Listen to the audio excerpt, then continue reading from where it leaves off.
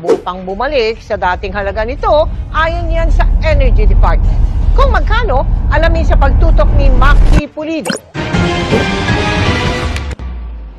Batay sa presyo ng bentahan ng langis mula Lunes hanggang Miyerkules, nagbabadya raw muli ang big-time rollback sa kada litro ng diesel sa susunod na linggo. Ayon sa oil industry source, 18 to 20 pesos ang posibleng matapyas sa diesel, 2 to 3 pesos naman sa gasolina.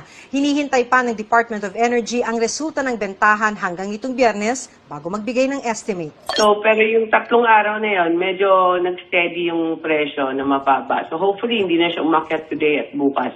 Mag-rollback man, sabi ni Energy Secretary Sharon Garin, malabong bumalik pa sa dati ang presyo ng gasolina at diesel. So, marami pong nasira ng mga barko, pati facilities, pati oil fields, no? Opo. Mga refineries doon sa ibang bansa kung saan tayo bumibili at kung saan manggaling yung langis. Magtipid tayo kasi ganito na siguro yung presyo niyan, hindi na aabot ng 60 pesos yan.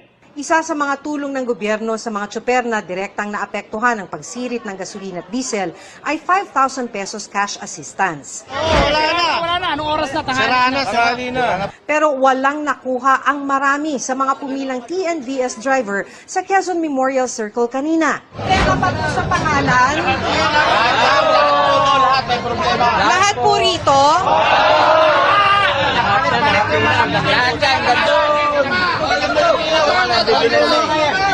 marami ang nagkaproblema sa pangalang nakalista sa DSWD. Halimbawa, ang second name na ilista kasama ng middle name o kaya ang N naging N.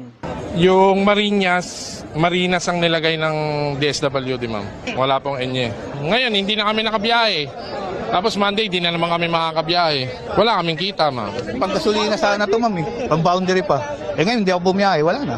Sa payout site na mismo inayos sa mga problema sa pangalan, pero dahil kailangang ibangga pa uli ito sa listahan ng mga benepisyaryo, pababalikin ang mga driver para matanggap ang ayuda. Sabi ng DSWD, hindi sila nag-input ng mga pangalan. Malamang daw mga driver mismo ang nagkamali ng magrehistro para sa cash assistance. The listahan did not came from DSWD. Ang alam po namin, wala na pong edit. Upang bumalik sa dating halaga nito, ayon yan sa Energy Department. Kung magkano, alamin sa pagtutok ni Maki Pulido.